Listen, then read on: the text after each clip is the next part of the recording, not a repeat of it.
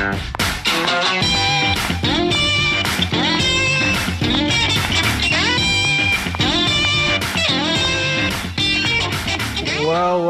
welcome everyone to the RecPoker podcast.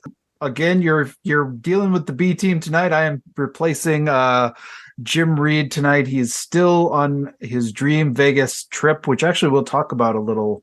We'll talk a little bit about a strategy segment piece that came up for him a little bit later in the show. But I'm really grateful that you're joining us tonight, including the glorious. I mean, Phil Razor has somehow made us feel like relevant by joining us, even though he just won a tournament on Saturday. Kind of judging whether he feels like we're worthy, but we're glad he's here. I'm Chris Jones. You can find me 5B5 on Twitter or 5x5 in the Poker Stars home game. And I'm just one of the many who make all the things happen at RecPoker. Would not be possible with all of our RECing Crew members, including some joining us tonight. So RECing Crew members, why don't you introduce yourselves? My name is Joe Koulis. You can find me at JoeCoolPhD on Twitter or Elvita11 in the home game. And I'm John Somsky, also known as Poker Geek MN everywhere. I'm Rob Washam, and you can find me as Rabman50 just about everywhere. And I forgot this last week, and I'm not going to forget it tonight. We are, as always, brought to you by the Running Aces Hotel, Racetrack, and Casino. And that's even more important these days because on August 4th and 5th, if you have not heard, we are having a RecPoker weekend at Running Aces. There's going to be tournaments. There's going to be social gatherings. There's going to be a lot of things going on. The full schedule still, I think it's about to be posted. But there's going to be some really good things going on.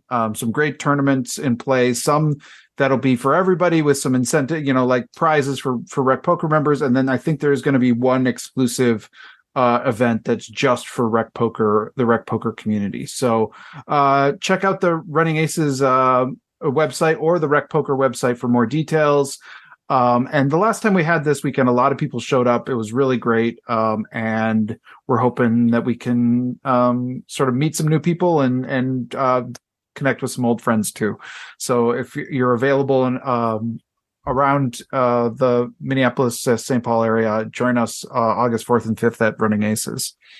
So tonight we are it's one of our episodes where we are bringing in our guest Gareth James from a pre-recorded interview that took place. He's in England, so we had to record that a little bit earlier. So we'll be tuning into that interview shortly. But one of the things we've been doing when we've had to sort of stitch in these interviews lately is tried to bring in a little bit of some strategy talk into the episode, just to kind of give us a little sense of where we're headed and kind of give our audience who join us live a little bit something to chew on as well. And I thought, actually, speaking of our own Jim Reid, who can't be here to host the show, I thought he had a really interesting post on Twitter that generated a little bit of conversation. He had Andrew Brokus from Thinking Poker weigh in. He had a number of others weigh in on this spot. And I thought we could talk about it a little bit. So this is late in day one of the Monster Stack tournament. Or no, this is the Millionaire Maker. One of those really big ones, where you're big and deep. I think it's actually the Millionaire Maker. He played both of them. And they're getting close to dinner break. So he's been in it for, I think, 6 or 7 hours, doing fairly well. He's got a 55 big blind stack. And there's some short stacks at the table. And I think this is a common situation that we find ourselves in quite often. So he opens from the hijack from a 55 big blind stack. And he opens like 2.5 or 2.1 big blinds, he says. And the small blind, who has 12 big blinds, shoves. And then the big blind, which has 26 big blinds, shoves behind. And now it folds back to Jim. Well, actually, no, it just comes back to it's back on Jim.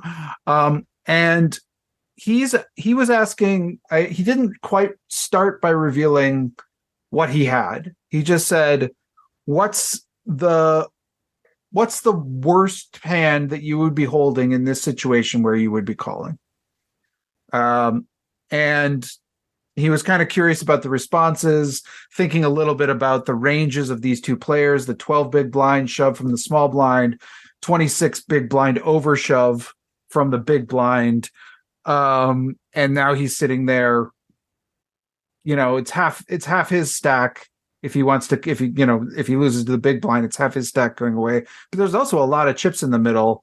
So what is, and I would just kind of like, maybe we could just kind of popcorn around here. What's your instinct about, like, what's the worst pair that you're calling with, and what's the worst non-pair that you're calling with here?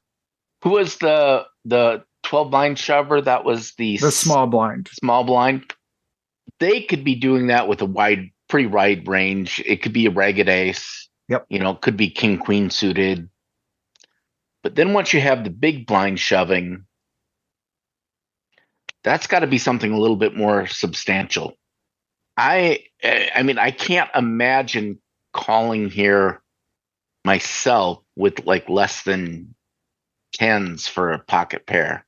Mm-hmm. And even that might be a little looser than it should be. Mm-hmm. Mm-hmm. I would like to be blocking aces or kings, I think, if I was going to call here. So call me a nit, and I've been called worse in my life. But I think I would want to have kings, aces, or ace king.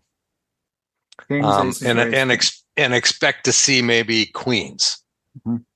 Hope to see queens, because if I have one of those three hands, the chances of them having ace, king, aces, or kings, that sort of thing. So I'd like to be able to block a lot of those big cards, because that would be a lot of what's in that big blinds range, I think. Yeah. So this is just to refresh my memory, because I was listening. There's no money bubble. Yeah, the money bubble is going to be the next day. This is getting late in day one. I think it's about early in day two is when you hit the money. So he's got to still bag and tag and then make it. So it's getting relevant, but it's not like we're not in a bubble situation yet. So, but I do think that, I mean, it's not entirely there, but in most tournaments, if you listen to GTO Wizard, and maybe I'm saying something that Andrew Brokus didn't say, but the ICM pressure starts sooner than you think.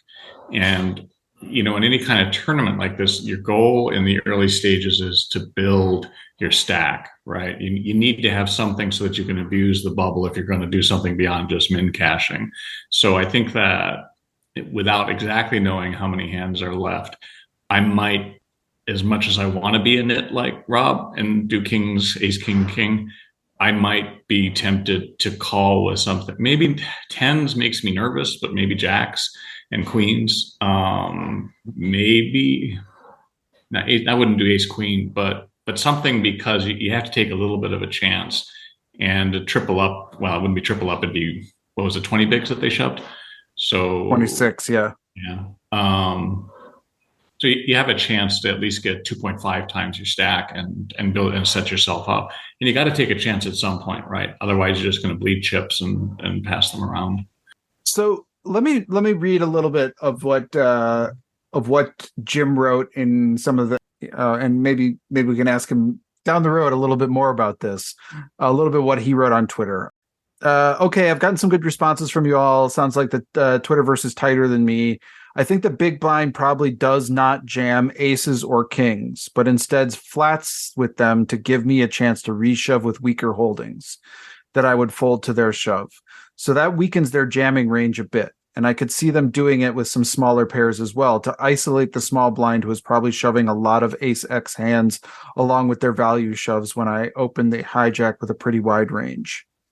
So basically, and then he says, he kind of follows that up through, there's some more tweets in there, but basically he's kind of wondering about hands as worse as eights and sevens even, and something as bad as ace queen, maybe even ace jack, and then there was some more. The consensus sort of filter in, and I think there was this line, kind of, John, right around where you were talking about that, the kind of like nines and tens as a pair. Nines sort of seemed to be like the bare bottom, and then ace queen seemed to be like the hand that people sort of settled on as like potentially sort of being able to sort of like jump around with this. So, and I'm not saying that's right. I just that seemed to be where the consensus in that conversation was sort of grounding itself. Jim was, I think, feeling potentially more aggressive than some, and I think people were thinking that was a little bit maybe too much too. He did end up folding. I think he had sevens, and probably one of the reasons he asked was the hands they showed ended up being like pocket fours and ace six or something like that. So it was one of those where he could have won a monster pot, but he just sort of like let it go. But I think with sevens, this just feels like we can't just melt away our stack this much, and we're going to be behind or flipping almost. I mean, this is like the dream scenario, which he just described, and I don't think that we're going to find that often. Yeah, and I'd argue a little bit with his analysis on the kings and aces. I mean, without knowing the player, there are players who in that situation will shove kings and aces. Yeah. So I think you can discount it a little bit, because I think the proper play probably is not to shove those. But you're still going to be getting some shoves with those in this situation. There's some players who have their aces, and they're it's not like, oh, this is my opportunity. It's more like, oh man, I don't want to. No, I'm not going to. They get scared of having their aces, right? And so that's why they're just going to put all their money in the middle, hope that they can get Jim off of a hand like sevens, so that there isn't a seven on the flop and they lose, and they can go and I've got aces cracked again. I don't know how to play those. So like, I think you're right. I think there is a lot of players, who will be just shoving their aces in this spot. Yeah, the people like to isolate, Yep. They don't mind getting their aces in against one hand, but they don't want to get them in against more. So if that, to me, if it was me, I'd probably try to isolate there and try to get it heads up. Mm-hmm. Mm-hmm. Yep. Well, I mean, I think it's an interesting spot too. And then the other thing to just consider too is just like, does it change our play at all that A, this is a bracelet event, and B, they're hour-long levels, and we're 55 big blinds deep, and with hour-long levels with lots and lots of play ahead of us. This isn't like one of the dailies maybe at our local card room where it's like, well, I get a few spots and I better take them, or I'm just I'm going to blind out. Does that change our thinking at all in these kind of spots at all? Well, it shouldn't, but it might. Right. I do like the fact that it's long levels, and that makes it, you can be a lot more patient. You don't have to push the edges. If this was a daily at, a local casino for $120 and they're 20-minute blinds, well, yeah, you have to jam there. You have to call that jam. But in this type of situation where it is deep and the blinds last a long time, you don't have to push the edges quite so hard. Yep. Yeah, I think I agree with that too. In this type of situation, it's not clear that that's a winning hand. I'm actually really shocked. Which one was the one that had the 26 big blinds? The fours or the ace six? I'd have to I think it was the fours. I think it was pocket fours that did that. I find that slightly better, but still, I mean, pushing to race, and I mean, you have to have a read. I mean, that your small blind opponent can be extraordinarily wide, and that Jim is either a nit or reckless, like that he's opening too wide, so he's going to fold a ton of stuff, or he's just a nit and he's going to fold everything once we do this jam, because jamming, pocket four. I mean, I agree. It's a surprise. It's surprising to see hands this week, I think, from both players when you see this kind of action. But yeah, no, I think it's one of these spots that I think we're let me ask you this though, like, if this is just the small blind, you're going to call with something like sevens, right? Against a 12 big blind shove in this sort of spot, or not? Oh yeah, I would. Especially, and it's closing the action, right? There's no one else who can come back. Yeah. Right. Yeah. I think you have to. It's probably a flip at worst, right? I think so too. I think you have to call there. And I think that's one of the things that, like, we can get into these situations where we're like, okay, I'm ready. The small blind shoves, I'm ready to go. And then the big blind sort of changes our plans a lot. And I think that can happen a lot in these sort of scenarios, and we have to sort of be prepared for them. So anyway, I just thought it was an interesting spot, an interesting conversation. If you want to look at Bluff Starini's Twitter feed, you can find the full and look back at to when he's playing in this tournament. You can find the full conversation. There's a lot of good input, a lot of good responses to this on Twitter as well. So check that out. But for now, I think I'm going to shift us over to the Gareth James interview. So we'll listen to that, and we'll be right back. All right. Well, I'm excited to be joined again by the one and only Gareth James here on the RecPoker podcast. Gareth, you've been on the show before. You've written a book before. Suddenly this is kind of seeming kind of old hat. I can't wait to see what kind of new stones we can uncover today. Thanks for coming on the RecPoker podcast. Well, thanks very much for inviting me back on. And I'm excited because this is my first solo project. The last book was with Trisha. Great book, great project that I did with Trisha. But this was the first one that I was able to really go for on my own. Yeah, and that was actually one of the things I wanted to talk to you about. So you've already written a book with Dr. Trish Cardner. I think it's one of those, we haven't done it in the book study yet, which we are remiss in, because it's one of those that I think really helps you prepare for the game of poker. Well, why don't you plug that one a little bit, and then we'll talk about kind of the writing experience and how it's different. Tell us a little bit about writing that first book, just for folks that may not have caught the first episode where we had John.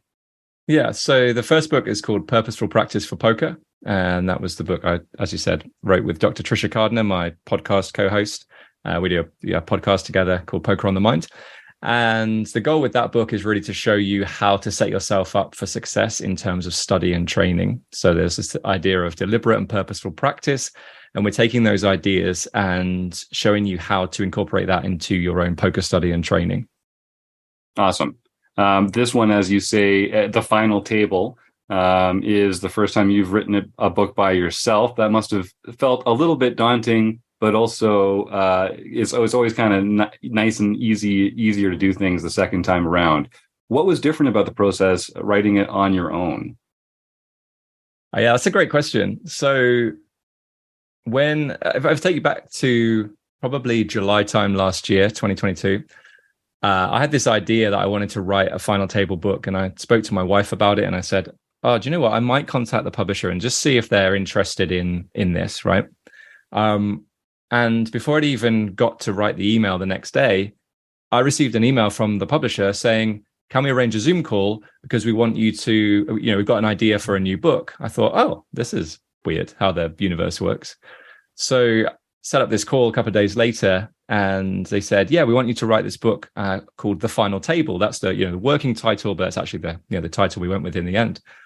Are you interested? And I thought, well, yeah, because I wanted to do a book on the final table, and this is so bizarre. I don't understand how this has happened. But yeah, so we agreed and I signed the contract within a few days, and then they said, yeah, so we need you to do roughly 80,000 words, and needs to be in by the end of the year. Now this was the end of July, so we're talking 6 months to get the book in.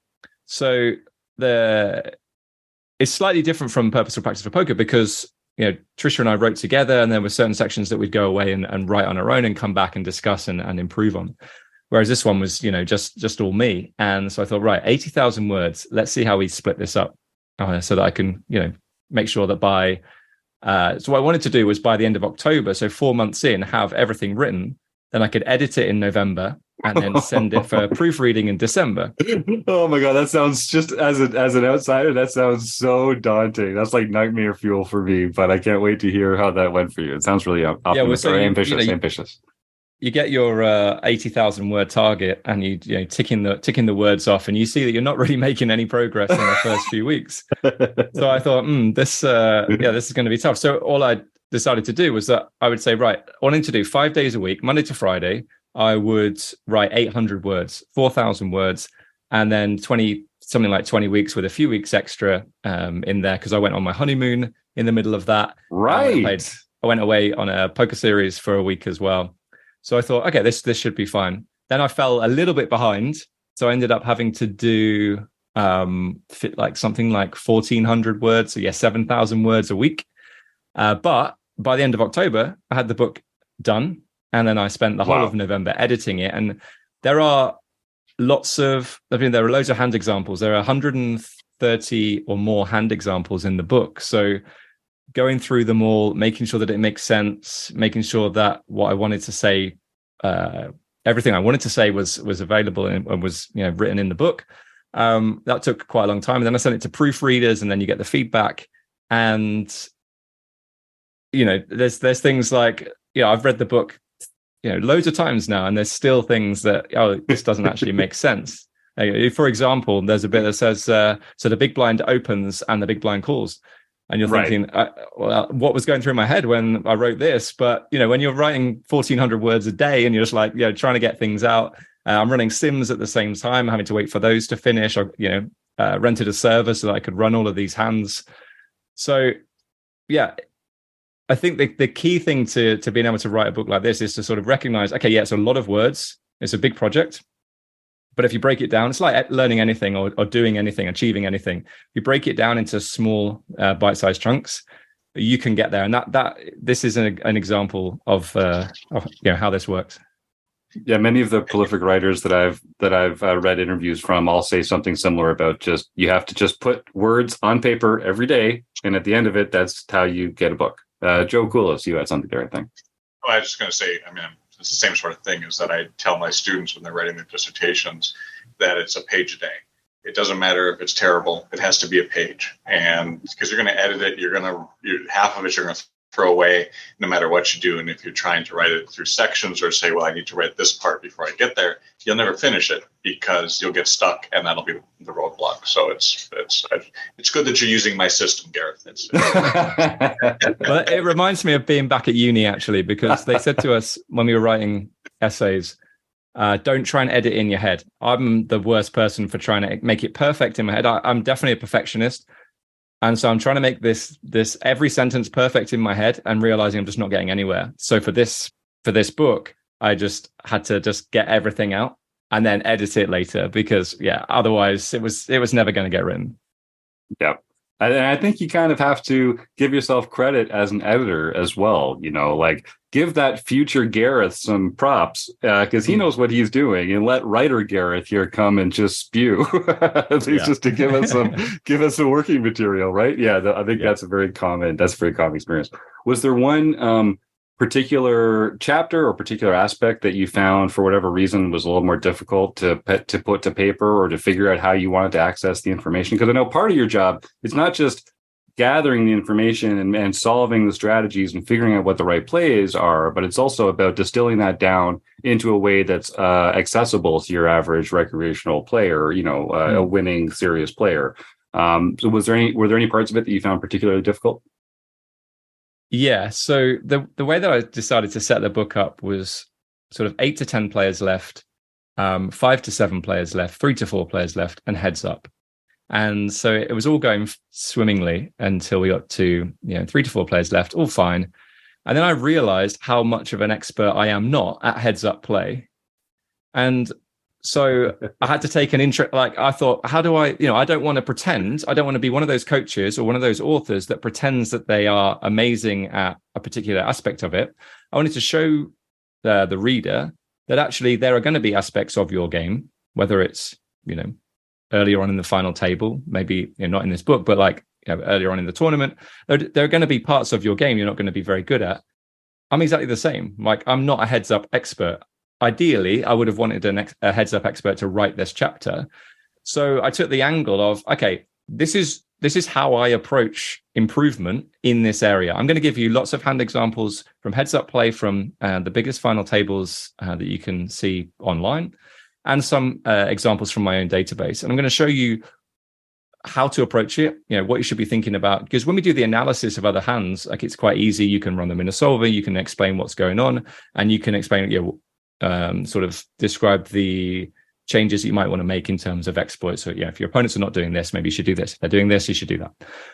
But then when it came to my own game, I recognized the mistakes and then explained how I would go about improving in this area. And obviously, we don't get to heads up very often, but actually the jump from second to first is quite important. So it's an area that you should be working on. But obviously, there's you've got to get there in the first place. So it can be difficult to know like how much time you should spend on the different areas of the final table, and probably the areas leading up to the final table as well. So yeah, that was the hardest bit. But I wanted to sort of show that there were areas of my game that I was still working on. That I'm not a heads up expert. This book is on the whole, is on the final table. I would say I'm an expert in understanding the effects of ICM on strategies as you progress through the final table, which is fair. But then obviously when you get to heads up, there's no ICM. So all of a sudden, it's a completely different game. So that was definitely the most challenging. And as I said, I could have gone two ways with it, pretended that I was a heads up expert and just basically analyzed solver readouts. Or I could say, this is an area that I'm working on as well, and this is, let's work on it together. I love that. Yeah, and I think you said it best. We all have areas of particular strength and expertise, but it's very much like the Rec Poker mandate here, where we feel like we're not experts, but we can help other people understand certain concepts, and we have our own areas of kind of strength where we can come and lend some expertise to people.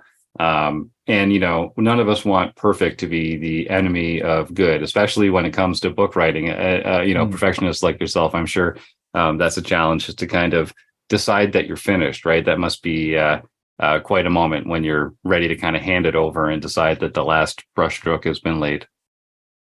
Yeah, well, I likened it. I was chatting to someone the other day, and I likened it to when I was writing music. When I was doing, when I was at school, when I went to university, I was into songwriting and producing, and I'd spend 8 hours EQing a snare drum, and it, it probably didn't improve the overall track in any kind of way, but I was, trying to get in there and just like, that sounds just a little bit. I just do a little bit more, and you reach a point with a big project like this, you're like, there's always stuff that you can improve on. I have no doubt that people will give me feedback on the book to say, we love this bit, but would it be nice if you'd gone a little bit deeper into this example, or explain this a bit more. And that's great. Like that's what I really want. I'm not expecting this to be like, okay, yep, that's it, absolutely perfect. And I don't think any author should be like that. We're looking for an opportunity to improve and grow as poker players, as an author, as a coach. So I think it's just you reach a point where good is good enough. I remember someone said that to me once as a perfectionist. Good is good enough, and I struggle with that, if I'm honest. But you have to go with that. Otherwise, the book was never going to get submitted. I feel that for sure, Joe.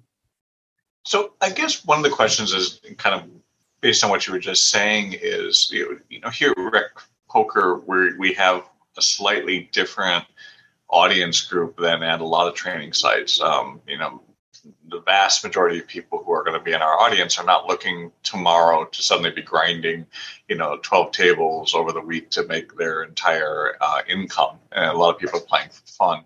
And in the poker book sphere, a lot of times there's this spread between books that, along the lines of Aceveda or other authors where it's really, really in the weeds about these very small spots, and then other books that are very, very basic and straightforward. Where would you put this new book for yourself in terms of that range, in terms of accessibility to a recreational audience? Is it more that you're really getting into the weeds of it, or is it more just, well, this is how you would handle the final table? I'd say, like, through all of the different hand examples, there's definitely a depth to it. But what I'm trying to achieve is to make it accessible to everyone to understand. So I mentioned earlier on about, understanding solver outputs and then breaking that down so that everybody can understand it. So if I give you an example, this is quite a big general statement, but I do believe that every poker hand can be solved with logic.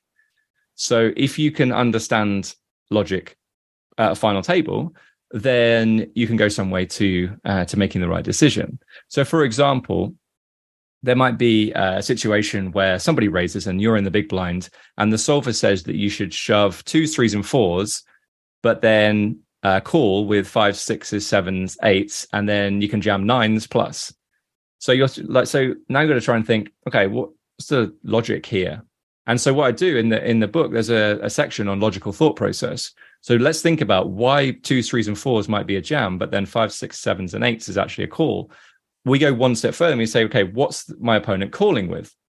Okay, my opponent is going to call with 8s plus. So if I shove 7s, I'm only getting called by better hands. That doesn't make sense. But so why am I shoving 4s? Well, actually, 5s and 6s folds. So I can get some better hands to fold if I shove 2s, 3s, and 4s. But if I shove 8s, they're always calling with 9s. That doesn't make sense. And a similar thing happens with ace-x hands. So, you might shove ace-2 suited because you can get some better ace-x hands to fold, but you might flat ace-10 suited. So ace-10 suited is a better hand. It's probably still profitable to jam, but it's just going to make more EV by calling rather than jamming. Whereas ace-2, you can get all those better ace-x hands to fold, deny equity. You maybe even get some pairs to fold as well. And the thing with the ace-x is that, if you get called by pairs, you've still got reasonable equity. Whereas if you, shove 3, let's say 5s or 6s, and you get called by pairs and over cards, it's not such a good situation. So there's lots of things in there. I don't want to, give all the goodies away on the podcast, but that's it's all. I think it's all about logic, and I hope I've done a good job at sort of explaining how to approach hands, on your own. So it's not like, yes, it dives deep, but I'm going to show you, explain why, why and how we get there. Yeah, I think that's actually a very helpful way to think about it. That most recreational players are not going to be able to memorize chart after chart after chart of what to do, and a better understanding of in terms of the process or the logical route helps to maximize that study time. So I think that's great. Yeah, and I think that's the thing as well. Maybe it's somewhat of a misconception that, whilst you can approach things from a sort of an idea of charts in terms of chip EV and understanding what you do at different stack depths versus different positions versus different raise sizes and things like that. On a final table, there's so many different variables. Who's this guy opening into? Does he have the chip leader on his left or his right? That's going to affect things. Has the chip leader folded already? What's the risk premium of every player against the opener? And lots of all these different variables. So it's actually impossible to memorize a chart to get you there. So logic is going to be the only way. So I think, throughout the book, I keep saying this, but I go through all the logical examples. Throughout, you're basically going to develop a better understanding of how to apply logic in all of these examples. So rather than having to make your own final tables or look at your, whole cards up footage, you've got all of the hand examples in the book. And I would, sort of almost like, hold your hand and walk you through how to think about these different spots. So, Gareth, one other question that kind of relates to that, I think, is anytime you're writing a book, you have a particular audience in mind. And in the poker world, there's players of all sorts of different skill levels and experience levels. Now that you've written a couple of these, and I know you're constantly calibrating your tone and your voice, and not your voice, but like the language that you use.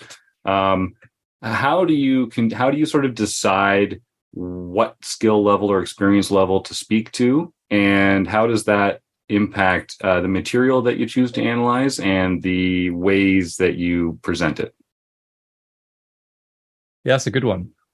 I really want to say that the book is for everyone, and and I know that's a really bold claim, but the reason why I think it is because some of the examples in this book are taken from the highest buy-in tournaments online.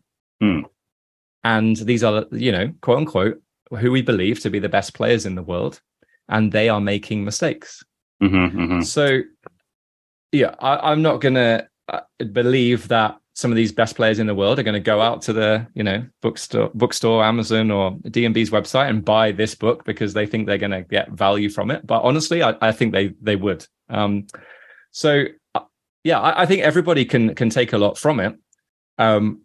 But I think, the sort of the low mid stakes players are going to, take a lot from this book in terms of target audience. Yeah, I mean, I work a lot with recreational and part-time players as well, and so I'm always thinking about what kind of things do they get wrong? How can I work that into the book? That sort of angle and that understanding, misconceptions. How do we get around that? So, I do actually work with some high stakes elite players as well on final table strategy, but overall, the majority of my work is with low and mid stakes MTT players.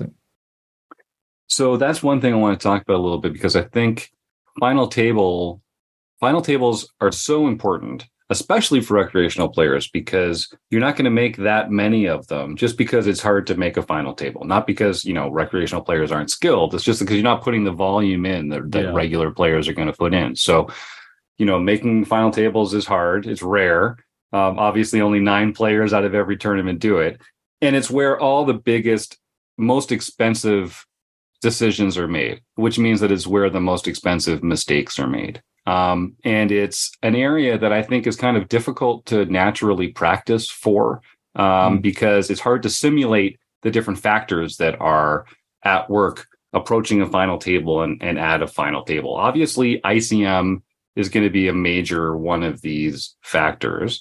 I'm going to talk a little bit about kind of what those factors are. I'm going to ask you about that in a moment. But my first question is, other than reading books like this, studying charts in advance, and kind of mentally preparing for these spots where you're going to feel uncomfortable because of the pay jumps or because of, the ICM factors, that kind of thing.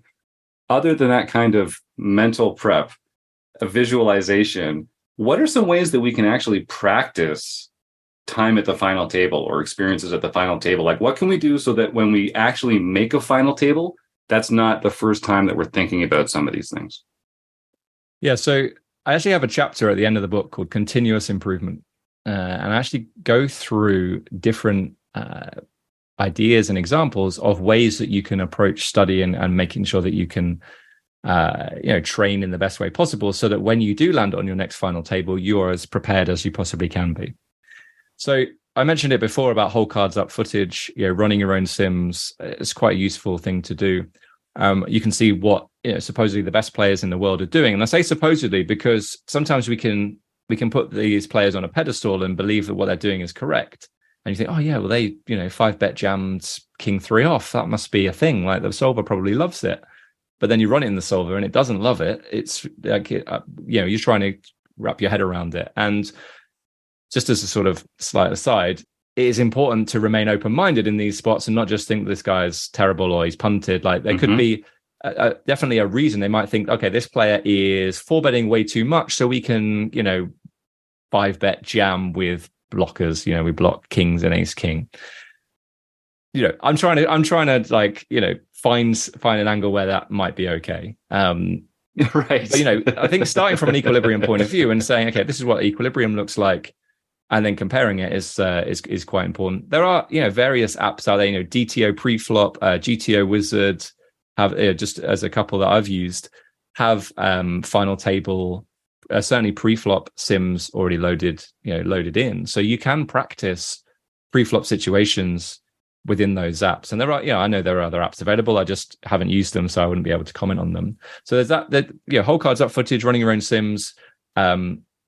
the training and drilling, those situations with pre-flop trainers, actually just getting into and having a discussion with somebody else and trying to convince them logically why this would be good, I think is really, really good. Because sometimes I remember it was several years ago, and we were analyzing a final table, and there was a group of us, and we were being mentored by Patrick Leonard at the time, and we were discussing the hand, and we didn't he wasn't on the call yet, so we were just discussing this hand, and I think it was a hand with Tonka and somebody else, and I said something out loud. I said, I think he's limping all of these hands because he's raising and jamming these hands. All of a sudden, Pad's, I hear Pad say, no, that's completely wrong.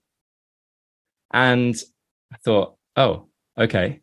And sometimes you need somebody else just to sort of guide you in the right direction and say, no, this is wrong. Like, if you believe everything that you say and in a study session, or even every time you play, you think you're getting it right every single time, but you're so far off. You need to be having these discussions with other players, and hopefully better players as well, if you can, who are going to guide you in the right direction. So, but I've done study sessions, or I've done sessions with people who are not, quote unquote, playing as high as me, or might not be as good as me, but I can learn from them as well. If I say something, it's almost like when you say something and then you almost want to catch it before it's come out, because you realize it's absolute nonsense. And that's where this idea of logical thought process comes in. If you can get better at that process, that's really how you're going to improve. I love hearing you talk about that kind of stuff, Gareth, because as you know, here at RecPoker, we're all about, leveraging our social connection with other people to get the most out of ourselves and each other when it comes to poker strategy, and defending your assumptions to other people, questioning other people's assumptions. It's very difficult to shine that objective light on your own thinking process. Having other people there to kind of pierce the veil a little bit, I think is crucial. Can I please. So I don't know if it's poker players in general, and I include myself in this, or just people in general. No one likes to be told they're wrong, right? Right. Nobody. It's not a nice feeling, and especially if it's something that you've believed for a long time, and then you say something and you're like, no, actually, no, this is how you should be thinking about it. What about this angle? Yeah, and I think that's something that I learned as we were coming through, and I was through this being mentored by Pads several years ago, to be a bit more humble, to be a bit more like, do you know what? I don't know everything about this game, and I think that's almost why I decided to do the heads up chapter as I did. Right? I didn't want to go down the route of like, yes, I can beat anyone heads up. That's not me. I've not studied heads up enough to be able to say that. But I am humble enough to say it's not the best area of my final table game. So I think it's really important that we are not defensive, but I think somehow we just tend to be a little bit. And I think sometimes if you can not be defensive, we could learn a lot quicker and get to where we want to be a lot quicker. Joe? I was just going to say that's just you, Gareth. You're the only person that does that. Okay, well, that's fine. I'm working on it. So there's a point of constructive criticism for you, Gareth, that you can take and work on that. Okay, but great. I think that's absolutely correct. Like, I think the people who are best at learning and improving are good at taking constructive criticism. And I think we all do get defensive because we don't like it, because we're kind of like embarrassed that we were wrong because we believed something and it wasn't right. And we like put value judgments on whether we're correct or not. Like, I think that we would take pride in that. So then we feel ashamed when we're wrong. But I think you have to, if anyone thinks about it for 2 seconds, you got to think, wait a second. So if there's a truth out there and I'm wrong about it, and someone can help me actually understand the truth better, of course I have to have been wrong in the first place in order to be able to improve. So I really think we talk about this all the time. Like when people post in the forums spots where they got wrong, it really is the only way to improve is by sharing that vulnerability with other people and being okay with getting some constructive criticism. Because how can we ever improve if we only ever talk about the things that we're right about? Right? How can you ever learn from a mistake, Joe? And I also think that there's a fair amount of literature that suggests that individuals who actually improve and succeed at a variety of things are rarely interested in the positive feedback because they disregard it, and they're really looking much more for the negative feedback as a means of finding areas where they didn't do things quite as well, and can use that to make the improvements. Now, you can go overboard if you never allow for, well, you did a good job, but to be able to post on a listserv or with your friends and be able to take the heat of whatever it is as a means of improving is the only way to get there. So, Gareth, the last thing I want to talk to you about today is I want to tease out a couple nuggets for our listeners. You kind of mentioned earlier there's these different stages of the final table that you broke it down to, kind of like 8 to 11, then 5 to 7, 3 to 5, and then heads up. Obviously, as we are approaching the final table and we're getting closer and closer to the bubble bursting, can you just talk a little bit about, is there one primary factor that we should really be paying attention to? Is there one mistake we really don't want to make? And then how does that change as we get a little shorter and shorter handed? Yeah, so I sort of went back and forth with this idea of like, how do we incorporate this idea of a bubble on a final table book? Because this book is literally the final table, so there won't be any examples from before the final table. But if you play small field tournaments live, you play small field tournaments online, you can reach the final table and you're still not yet in the money. Think like a 45-man online can have like 7 places paid, but you play, in the future, maybe some $300,000 live tournaments, they might only have 28 runners and there's only 3 or 4 places paid, right? So you could reach the final table. There's still 4 or 5 players to go before you're in the money. So, and this happened, if you're a lot of recreational part-time players playing, pub leagues where there might only be 20, 30 players, they might only play the 3 or 4 spots. So what I decided to do is split that first chapter up, 8 to 10 players, in terms of you're on the final table, but you're not yet in the money, compared to 8 to 10 players, you're on the final table, you might have been in the money since, 1,062 players left if you're playing a big field tournament.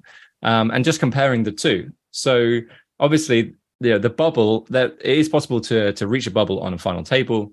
The key difference between that and the actual bubble, which is not something that I discuss in the book because it's not, we'll do another book called The Money Bubble or something. Yes.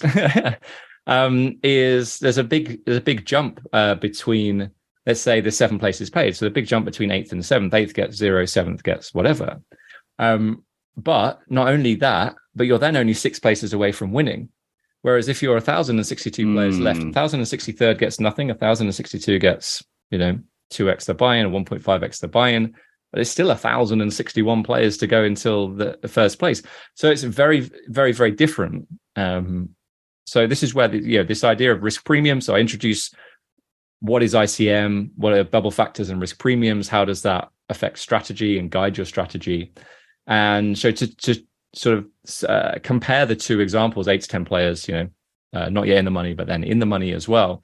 It sort of gives you a better idea of, because what I've done is I've actually compared the same tournament situation, but with the different payout structures. So it might be 8 players left, you're already on the final table in the Sunday Million, or there's 8 players left and there's only 7 places paid. What are the key differences? If we keep all of the stack sizes the same, all of the positions the same for that specific hand, but we change the payout structure, what sort of effect is that having? You're going to see, bigger risk premiums on the bubble, for sure.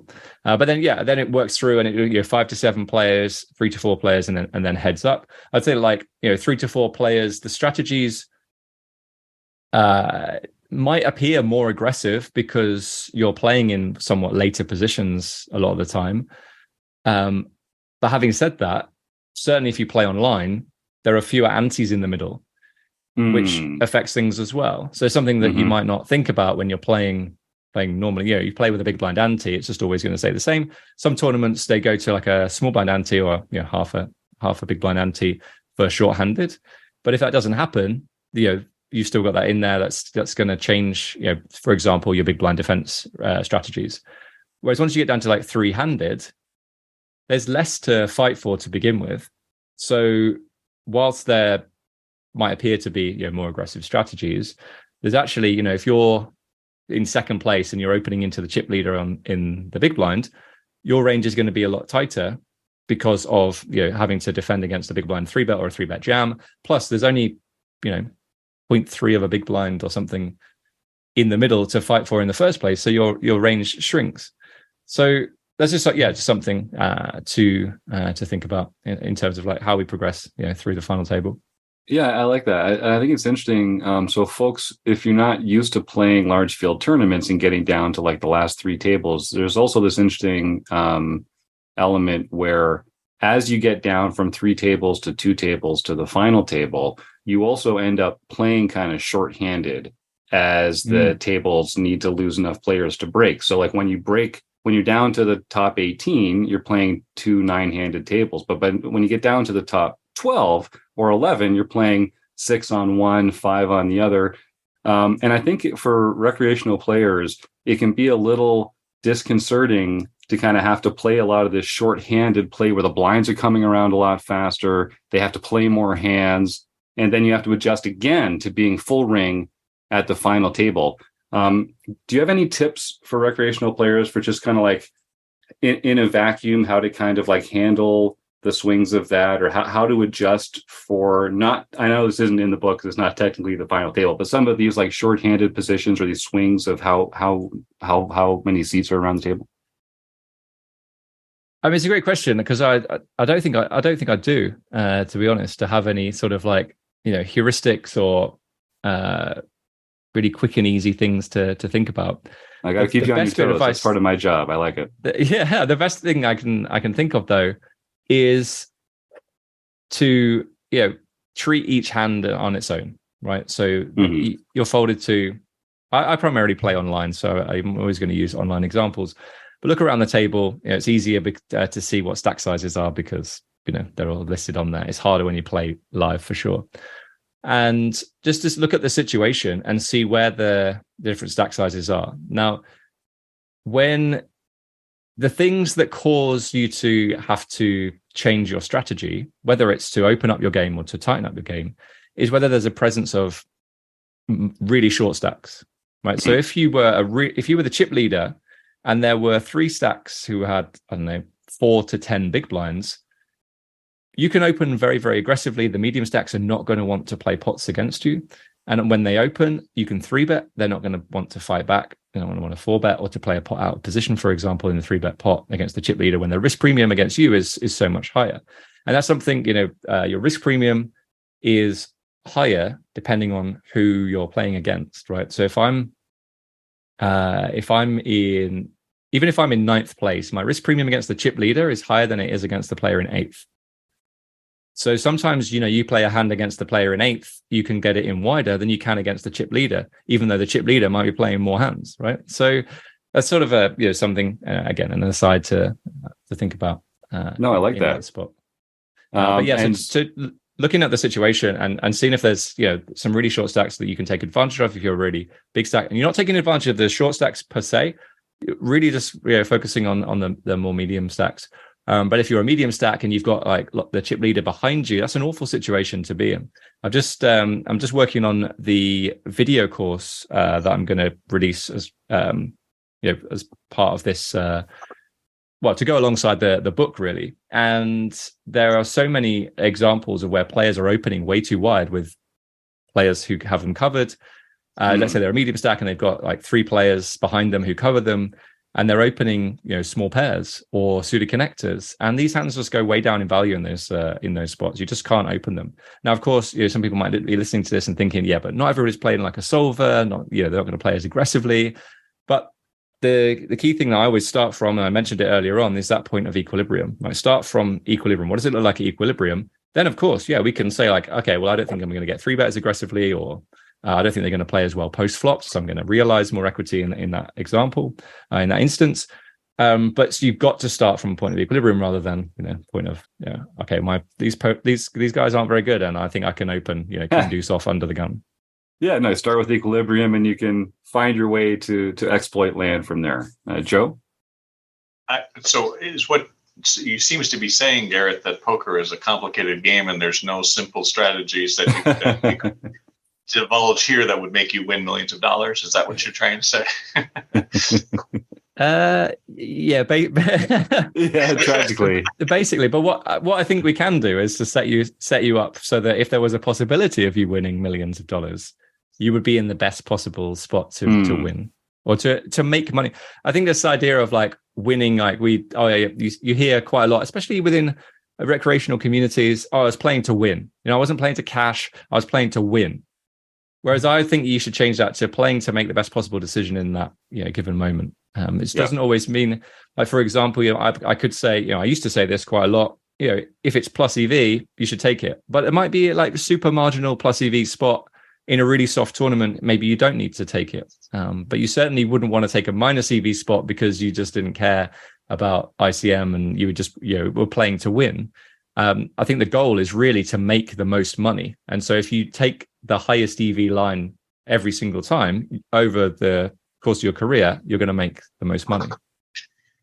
No, I just think a lot of times when I will run into particularly newer players or players who are first entering in, it's like they want to distill it down to some basic, easy to remember things. And it's like, well, if it was that easy, all of us would be ditching our day jobs and playing poker for a living, because it's a very complicated game with a lot of inputs that you have to take into account.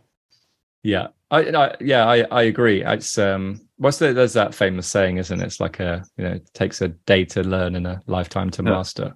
Is that it? I always butcher these. No, you nailed it. I nailed it. Okay. Yeah. That's for Bello or something. It was a commercial in the 80s, but okay. No, it's true though. And thank God, I hope I never master this beautiful game. I get so much fun and pleasure out of studying it and talking about it with people. It would really dry up on the vine for me if we ever actually got to actually solve it in a way that made this study and discussion obsolete. So I hope that never happens. but then you reach a point where it's like the only reason you're not winning is because of variance. Right. But as soon as you reach that point, then I feel like you've lost, because there's always stuff that you can work on. Yeah. Plus now you're really gambling at that point. Like when no one has an edge and you're really just trading the chips around based on how the cards come out. Like that's arguably kind of even less of a skill game. If you think about it, when everyone's at the same level of skill. Okay, we won't go too far down that path. But, so Gareth, you mentioned this video series that's coming out. So how does that complement the book? I know you mentioned, because the book is full of hand examples and ways to kind of get at the principle that you're trying to discuss at each point in it. How does the video series kind of work along with the book? Yeah, so it's very similar in the way that it's set up, but the hand examples are completely different. So what I didn't want to do is just produce a video book that went through all the hand examples from the book. I think I said video book, but a video series that went through all of the examples in the book, right? You've already got all of the explanations that you need in the book, right? You don't need me to go through those hands all over again. But if I sort of give you like the secret to how I came up with these hand examples, I might look through my own database, put whole cards up. You can see all of the whole cards on your own final table. Basically, any hand that went to showdown, you can see it, and you play through those, and you see some mistakes. And I think if people are making these mistakes here, there's a chance that someone reading this book is going to be making some similar mistakes. And then you could do the same thing. And you watch whole cards up footage, and I sat through. How some of the best American sports coaches, and they probably do it in the UK, but I feel like American sports coaches do this more, where they sit and they watch hours and hours of game tape, right? That's essentially what I did. I sat and watched hours and hours and hours of whole cards up footage, and I looked at something and I would say, okay, this looks like a mistake. I think this is a mistake. From my current level of understanding, this looks like a mistake. I think this would make a great teaching point. And so I'd run the sim, and most of the time it would I would be right. But there were some times when I was getting it wrong. I thought, no, it isn't a mistake. But then there was something else that happened in the hand. I was like, oh, I didn't even realize this was happening. There's an example in the book where the big blind's supposed to donk jam on a final table. And I thought, oh, well, that's interesting because we don't see that very often. So that's something that we can learn from. So what I did for this video series is take a look at the final table from the Scoop main event that's just happened, the 109, and see all of the mistakes. Because in a 109, you would expect there to be more mistakes than in the 1K and in the 10K. Now, I haven't done this yet, but I'm hoping to in the future do a similar series for the 1K and the 10K, and then be able to compare the different approaches. Because as I said, we shouldn't be seeing as many mistakes in the 10K as we do in the 109. So I thought, let's start with the 109. These are some mistakes that I think lower mid-stakes players are probably making, recreational part-time players making as well. So, this is how we can approach this. So the book is laid out in a series of hand examples, as you said, and the hand is described, and then you get a quick question that says, what would you do here? Would you fold? Would you raise? Would you jam? Would you limp? What would you do? The video series is exactly the same, but it includes quizzes, interactive quizzes, rather than reading through the book and having to circle the answer or tick a box. There's some tick box exercises throughout the book. The video series, interactive quiz, get you thinking about the sport, and then you get a video explanation, rather than a written explanation. So it goes a little bit, potentially more detail. It's like an extension, though, of the book. I love that. And I think for, different people learn in different ways too. And so having multiple ways to kind of access the information and the way that you relate it is probably going to be helpful for people as well. So we'll include the links that for the show notes. This is all coming out. This episode is going to drop on June 30th. So I believe these are already available in the UK, and they'll be available in the US as of July 1st. Is that right? Yeah, that's right. So you can buy the book. I guess if it comes out on the 30th of June, you can buy the book in the UK and Europe. And then it's released in the US on the 1st of July. So if you're that side of the world, Canada and US and Mexico and all the rest of those Brazil, weird countries over there. Yeah, across the pond. Then you can pick it up after the 1st of July. It'll start being sent out, start posted. But there's an ebook version as well. The ebook version is being released on the 1st of July as well.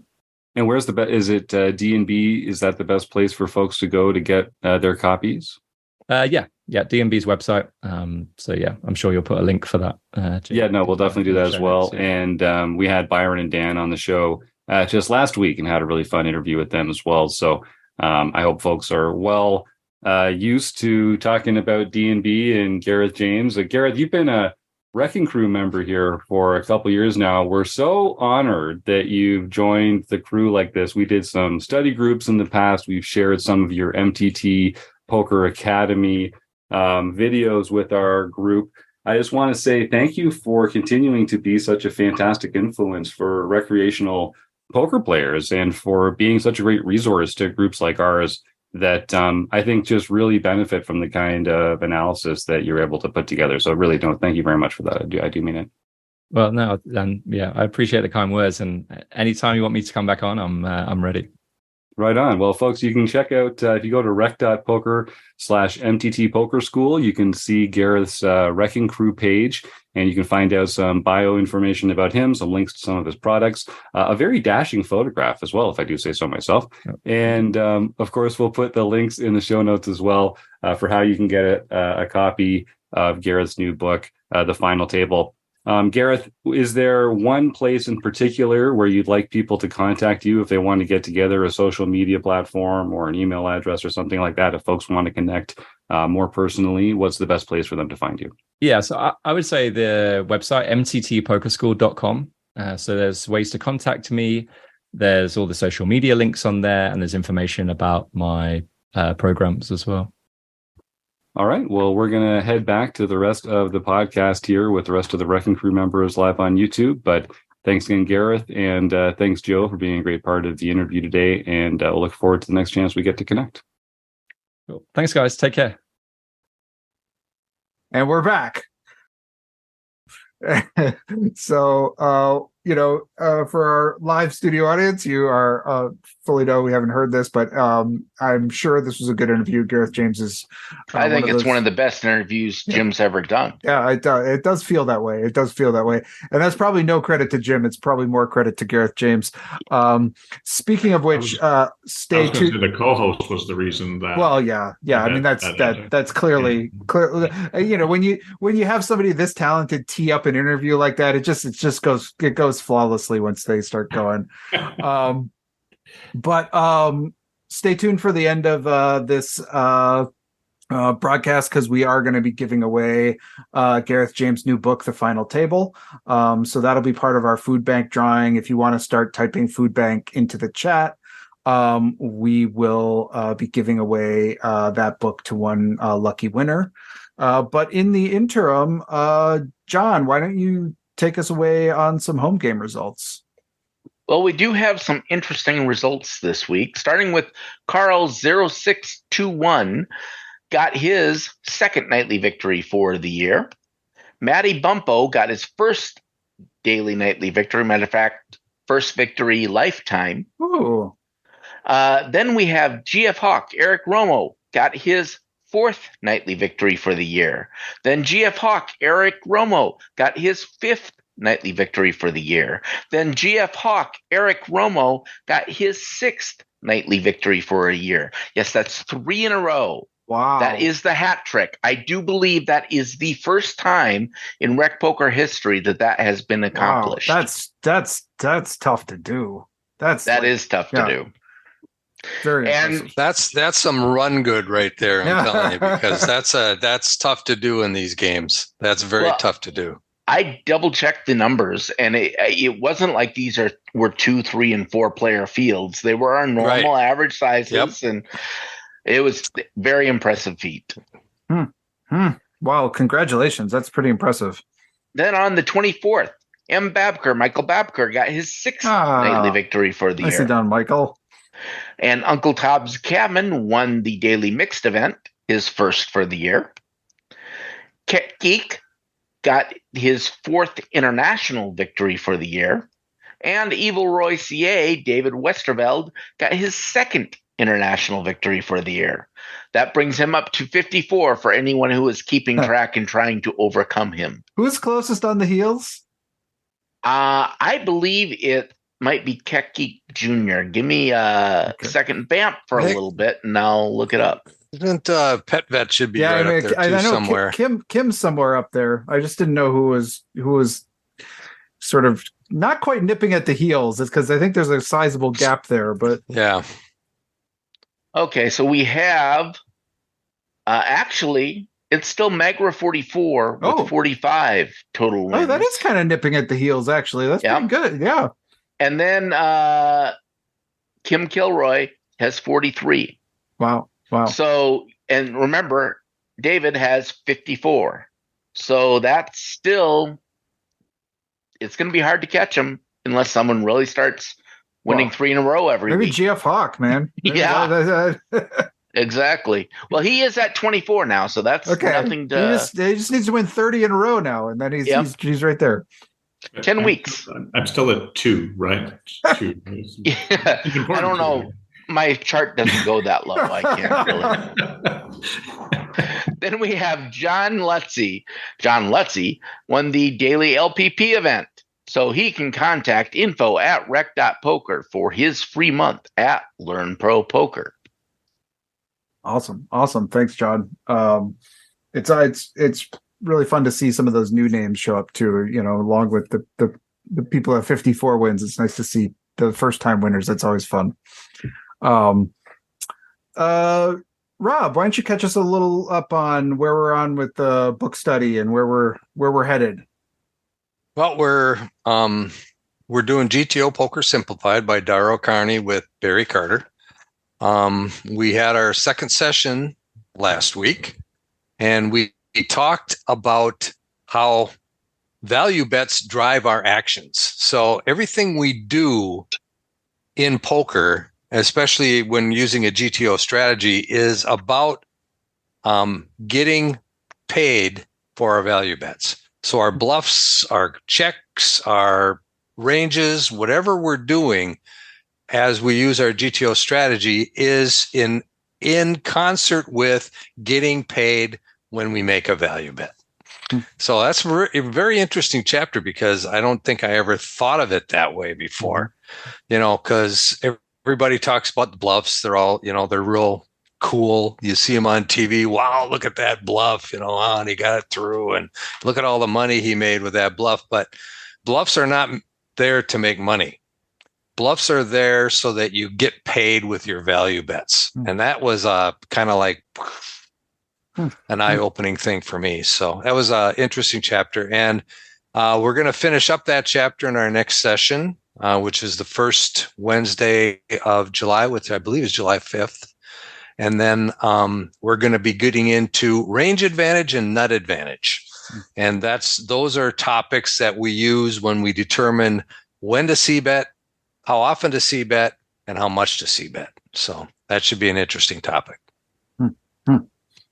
I think just to, push Rob's presentations, when you really look at how he combined Matros's Poker Brain book, talked about, the most important, or the highest level of value you get from your hands is aces and kings, right? Those are always going to make you the most money, which fits into the concept that Rob is talking about in terms of your value bets, or where you're going to make most of your money rather than your bluffs. It's nice the way that Rob is combining those two books in sequence, so you can really see how those things go across the two. It's not just these random people saying random things. There's really some thought and consistency across them. And I really, really encourage people to get involved in Rob's book study, because I think there's a lot of knowledge that's coming out of those presentations. Yeah, and there's a huge archive of these. Like if you wanted to catch up on this current one, or just want to follow up on some of the books that you missed, all of those are available on the RecPoker website, and there's a pretty impressively large library now of those. So that's something you can spend some time looking back on. Joe, for speaking, what's going on in your neck of the woods? Nothing good. Nothing good. No. So we just it may have been last week or a couple of weeks ago, I can't remember now. But we had a presentation that I'm actually, I think, pretty well. Sparsely attended, but we had a number of people and talked about some basic foibles and difficulties that individuals, when they're starting poker, have in terms of learning the language of poker, in terms of, how will I deal with some of the problems that I run into. And we tried to focus in on those difficulties, because I think that a lot of times those really basic things get lost in the higher level strategy that people put out. And so if you're finding yourself and you're just starting out, particularly if you're just starting out in terms of studying, not necessarily that, you just learned what cards are, not that level, but in terms of learning, how am I studying? And now I'm learning all these things I think are so much better, and yet I'm still not winning. And what does that mean? And what can I expect? I think it was a very nice discussion of those difficulties with, as my stunning 2 wins in the home game have showed, I am not that far removed from my own beginning of study for poker. And I think I at least have a room temperature IQ, so I've always felt I should move faster. And sometimes it's been frustrating to me that I haven't been able to move up the ranks more quickly and get my butt kicked at various tables. So I think that I tried to pull from some of my experiences there and then apply some things that I've learned in psychology to that outcome. And hopefully it helps people in that regard. And when's the next one? It's the third week in July. Okay. And I think that makes it the 6th, 13th, the 20th, I believe, of July. Okay, great. So hopefully people can tune into that as well. And I'll just say on my end, this is going to be that kind of odd month for the deep dive. We're not going to have a playing session going into July, but we're going to be doing, just because we had so many people gone and traveling and WSOPs going on. So we're going to do a little bit of like self-analysis, leak finding kind of, it's going to be a little bit different than what we've typically done. But we'll get back to the playing sessions that we've been having. Those have been going really well. So if you're wanting to put that on your calendar, it'll be the 4th Monday of July is when our next playing session will be. And we'll be kind of getting back into the groove for that then, once everyone's come back and won millions at the WSOP. All right, I think it's time to do our food bank drawing, so that there are no controversy. I just want to list our names in order. We've got Phil first that I'm seeing, Evil Roy second, Luke O third, the RRCCC fourth, and Joe Rafter fifth. Is that what everyone else is seeing? Anybody I'm missing? Okay. Looks good. I'm rolling another boring boxcar. I bought all these dice, and it's always the boxcar. Hey, Chris. Yeah. For every 6 you roll, I'll give Tim the food bank. All right. Here we go. Oh, it's a 3. Yeah. So that means Luke O, you are our winner. The prize is Gareth James' final table book, which I've heard is phenomenal. I haven't had a chance to read it yet, but contact info at RecPoker to claim your prize, and we'll be sure you get that book out. And I imagine that may be a book study book at some point, maybe, Rob. I don't want to commit you to anything, but I think it's been one that's been getting some attention. So yeah, I let people decide. So right. there'll be another poll when this one's done, and it will be on the poll this time, because when I put the poll out last time, Gareth James sent a Twitter response back to say, "Hey, how about this?" Well, it hadn't even come out yet, so it was pretty hard to do. Right. Anyway, I told him I would add it to the next poll. So it will be on the poll, so it could be chosen. I think you did commit him to it, Chris. I don't, Yeah, maybe. There's some questions about the verifying the dice roll. I actually did try to jerry rig like a little bit of a thing. I don't have the skills to do it, and it was too much effort. So if anybody has an idea of how to jerry rig like a weird camera that would like feed into this, I am willing to try to do it.